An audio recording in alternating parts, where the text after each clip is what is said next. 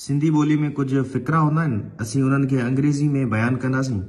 जे असां वटि चवंदा आहिनि न अक्सर घाटी वादी में, यानी सिंपली ईअं चइजे त बाबा ॾुख सुख में, त अंग्रेज़ी में हिकिड़ो इन जे लाइ इस्तेमालु थींदो आहे थ्रो थिक एंड थिन। हाणे ही अंग्रेज़ी जो हिकिड़ो फ़िक्रो आहे जंहिंखे असीं चवंदा आहियूं घाटीवादी में। थ्रो थिक एंड थिन यानी ॾुख सुख में मां तव्हांजी मदद कंदुसि। I am always with U, मां हमेशा तव्हां सां आहियां। थ्रो थिक एंड थिन यानी घाटीवादी में। या when you need any kind of help, जॾहिं बि तव्हांखे कंहिं शइ जी ज़रूरत पए या हेल्प खपे, I shall always be there through thick and thin, मां हमेशा तव्हां सां गॾु हूंदुसि घाटीवादी में।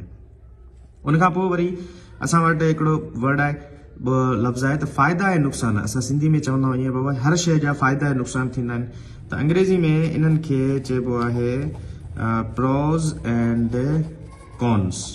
हाणे हीउ जेको आहे न असीं अंग्रेज़ी में इस्तेमालु कंदा आहियूं प्रोज एंड कॉन्स। अगरि जेकॾहिं असीं ईअं चऊं टेक्नोलॉजी जा फ़ाइदा ऐं नुक़सान लिखो, त चवंदासीं write down the pros and cons of technology. उन खां पोइ वरी वर्ड आहे अमीर ऐं ग़रीब। हाणे ही बि अंग्रेज़ी जे अंदरि असीं हिन खे चवंदा आहियूं हैव्स एंड हैव नॉट्स। हाणे ही अक्सर इंग्लिश में थींदो आहे कि असांजो जेको समाज आहे अमीर ऐं ग़रीब में विरहायल आहे। त हैव्स माना अमीर एंड हैव नॉट्स मतिलबु ग़रीब, यानी अमीर ग़रीब तबिके में विरहायल आहे। उन खां पोइ असां वटि वरी हिकिड़ो वर्ड इस्तेमालु थींदो आहे फ़ाइदेमंद या मुनाफ़ा बख़्श। असां चवंदा आहिनि हीउ जेको बिज़नेस आहे ॾाढो फ़ाइदेमंद आहे, त अंग्रेज़ी में इन खे बेनिफिशियल बि चइबो आहे ऐं प्रोफिटेबल बि चइबो आहे, लेकिन हिन जे लाइ ल्यूक्रेटिव वर्ड जेको आहे नओं आहे, असीं इहो इस्तेमालु करे सघूं था। हीअ ॾाढी शइ जेका आहे ल्यूक्रेटिव आहे, फ़ाइदेमंद आहे, मुनाफ़ा बख़्श आहे। उन खां पोइ वरी चइबो आहे न सिंधी में त जहिड़ी करणी तहिड़ी भरणी।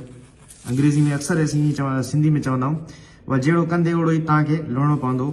त अंग्रेज़ी में इन खे चइबो आहे एज़ यू सो, माना जहिड़ो पोखींदे, सो शल यू रीप, माना जहिड़ो पोखींदे तहिड़ो लहंदे, यानी जहिड़ी करणी तहिड़ी भरणी। जीअं सिंधी असां चवंदा आहियूं मकाफ़त अमल। त ही जेके आहिनि न अंग्रेज़ी जे थ्रू असीं सिंधी ॿोली खे बि थोरो घणो अॻिते वधाइण जी कोशिशि करियूं था ताकी सभिनी खे फ़ाइदो पए। ही रिकॉर्डेड लेक्चर्स आहिनि जेके आउं प्रोवाइड कंदो आहियां। Thank U.